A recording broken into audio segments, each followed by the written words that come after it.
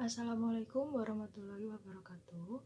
Perkenalkan, kami dari kelompok 1 yang terdiri dari saya sendiri, yaitu Lina Safira Duyanti, kemudian ada Nazratun Nabila, dan ada Vindi Mahfida Nursafila. Di sini kami akan menjelaskan tentang sejarah, kedudukan, dan fungsi bahasa Indonesia. Sejarah bahasa Indonesia. Bahasa merupakan suatu sistem atau bunyi ucaran sebagai alat untuk berkomunikasi. Bahasa Indonesia lahir pada tanggal 28 Oktober 1928 saat pelaksanaan Kongres Pemuda.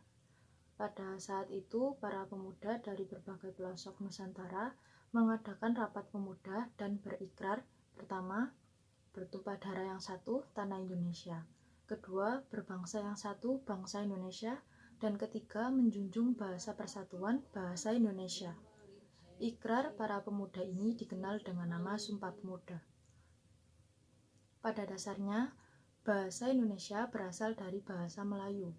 Bukti bahwa bahasa Indonesia dari bahasa Melayu karena adanya prasasti di Kerajaan Sriwijaya dan sudah ada di zaman Kerajaan Malaka.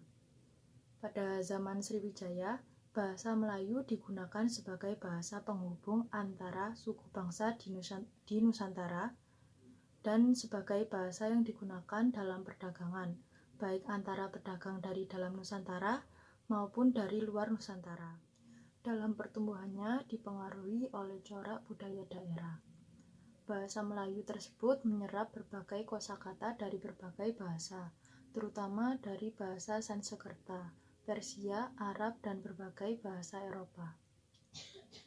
Seiring berjalannya waktu perkembangan dan pertumbuhan, bahasa Melayu terlihat lebih jelas dengan ditemukannya berbagai peninggalan sejarah, seperti tulisan yang terdapat pada batu nisan di Minyeh, Tujoh, Aceh pada tahun 1380, prasasti Kedukan Bukit di Palembang pada tahun 683 Masehi, prasasti Talang Tuo di Palembang pada tahun 684 Masehi, prasasti Kota Kapur di Bangka Barat pada tahun 686 Masehi, prasasti Karangbrahi Bangko Merangi Jambi pada tahun 688 Masehi. Perkembangan bahasa Melayu di wilayah Nusantara juga mempengaruhi dan mendorong tumbuhnya rasa persaudaraan dan rasa persatuan seluruh bangsa Indonesia. Oleh karena itu, secara sadar mengangkat bahasa Melayu sebagai bahasa Indonesia yang menjadi bahasa persatuan untuk seluruh bangsa Indonesia. Setelah kemerdekaan Indonesia diproklamasikan pada tanggal 17 Agustus 1945, lalu pada tanggal 18 Agustus 1945 ditetapkan Undang-Undang Dasar 1945 yang di dalamnya terdapat pasal yang menyatakan bahwa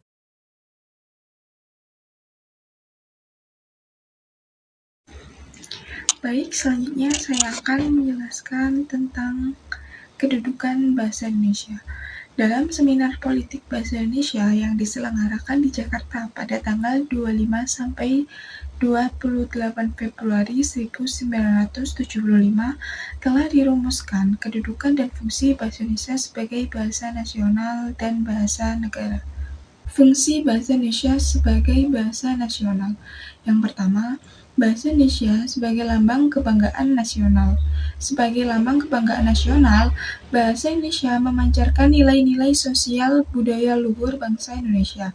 Dengan keluhuran nilai yang dicerminkan bangsa Indonesia, kita harus bangga dengannya, harus menjunjungnya, dan harus mempertahankannya. Bahasa Indonesia sebagai lambang identitas nasional. Sebagai lambang identitas nasional, bahasa Indonesia merupakan lambang bangsa Indonesia. Ini berarti dengan bahasa Indonesia akan dapat diketahui siapa kita, yaitu sifat, pengarai, dan watak kita sebagai bangsa Indonesia. Yang ketiga, bahasa Indonesia sebagai alat pemersatu. Berbagai masyarakat yang berbeda latar belakang nasional, budaya, dan bahasa. Dengan fungsi ini memungkinkan masyarakat Indonesia dengan Beragam latar belakang sosial budaya dan berbeda-beda bahasanya dapat menyatu dan bersatu dalam kebangsaan, cita-cita, dan ras nasib yang sama. Yang keempat, bahasa Indonesia sebagai alat perhubungan antar daerah dan antar budaya. Dengan bahasa Indonesia, kita dapat saling berhubungan untuk segala aspek kehidupan. Bagi pemerintah, segala kebijakan dan strategi yang berhubungan dengan ideologi, politik, ekonomi, sosial, budaya, pertahanan, dan keamanan mudah diinformasikan kepada warganya. Selanjutnya, fungsi bahasa Indonesia sebagai bahasa negara. Yang pertama, bahasa resmi kenegaraan. Pembuktian bahwa bahasa Indonesia sebagai bahasa resmi kenegaraan ialah digunakannya bahasa Indonesia dalam naskah Proklamasi Kemerdekaan Republik Indonesia 1945. Mulai saat itu, dipakailah bahasa Indonesia dalam segala upacara, peristiwa, dan kegiatan kenegaraan baik dalam bentuk lisan maupun tulisan. Yang kedua, bahasa pengantar resmi di lembaga-lembaga pendidikan sebagai alat penghubung pada tingkat nasional bagi kepentingan menjalankan roda pemerintahan dan pembangunan.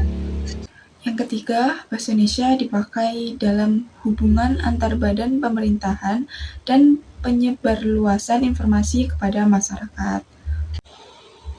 Dan yang terakhir, sebagai alat pengembang kebudayaan, pemanfaatan ilmu pengetahuan, seni, dan serta teknologi modern.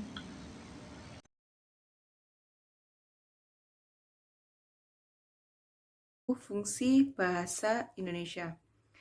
Fungsi bahasa secara umum mempunyai 4 fungsi. Yang pertama, alat untuk mengungkapkan perasaan atau mengekspresikan diri. Fungsi tersebut bermakna bahwa dengan bahasa kita mampu mengungkapkan gambaran, maksud, gagasan, dan perasaan. Fungsi yang kedua, sebagai alat komunikasi. Fungsi kedua menyatakan bahwa bahasa merupakan saluran maksud seseorang yang melahirkan perasaan dan memungkinkan masyarakat untuk bekerja sama. Komunikasi merupakan akibat yang lebih jauh dari ekspresi diri. Fungsi yang ketiga yaitu sebagai alat berintegrasi dan beradaptasi sosial. Fungsi ini menyatakan bahwa pada saat beradaptasi di lingkungan sosial, seseorang akan memilih bahasa yang digunakan tergantung situasi dan kondisi yang dihadapi. Yang terakhir, fungsi keempat, yaitu sebagai alat kontrol sosial. Bahasa mempengaruhi sikap, tingkah laku, serta tutur kata seseorang. Kontrol sosial dapat diterapkan pada diri sendiri dan masyarakat. Contohnya buku-buku pelajaran, ceramah agama, orasi ilmiah, mengikuti diskusi, serta iklan layanan masyarakat akan mempengaruhi diri sendiri atau kelompok masyarakat tertentu. Selanjutnya, fungsi bahasa secara khusus. Fungsi bahasa secara khusus dibagi menjadi 4. Yang pertama, untuk mengadakan hubungan dalam pergaulan sehari-hari. Karena manusia adalah makhluk sosial yang tak terlepas dari hubungan komunikasi dengan makhluk sosialnya. Yang kedua, mewujudkan seni sastra. Bahasa dapat digunakan untuk mengekspresikan perasaan melalui karya seni sastra seperti syair, puisi, cerita, dan lain-lain. Yang ketiga, mempelajari bahasa-bahasa kuno. Dengan mempelajari bahasa kuno, akan dapat mengetahui peristiwa atau kejadian di masa lampau. Manusia perlu melakukannya untuk mengantisipasi kejadian yang mungkin atau dapat terjadi kembali di masa yang akan datang, atau hanya sekedar memenuhi rasa keingintahuan tentang latar belakang dari suatu hal. Yang keempat, mengeksploitasi ilmu pengetahuan dan teknologi. Dengan jiwa dan sifat keingintahuan yang dimiliki ini, serta akal dan pikiran yang sudah diberikan Tuhan, maka manusia akan selalu mengembangkan berbagai hal untuk mencapai kehidupan yang lebih baik. Jadi kesimpulannya, bahasa Indonesia memiliki kedudukan sebagai bahasa negara dan nasional. Sebagai bahasa negara, bahasa Indonesia harus digunakan dengan baik dalam komunikasi resmi kenegaraan. Sebagai bahasa nasional, bahasa Indonesia berfungsi sebagai alat pemersatu dan penghubung bangsa yang terdiri atas berbagai suku bangsa ini. Selain itu, bahasa Indonesia juga memiliki fungsi umum dan khusus yang hendaknya dapat diimplementasikan dengan baik. Sekian yang dapat saya jelaskan, kurang lebihnya saya mohon maaf. Wassalamualaikum warahmatullahi wabarakatuh.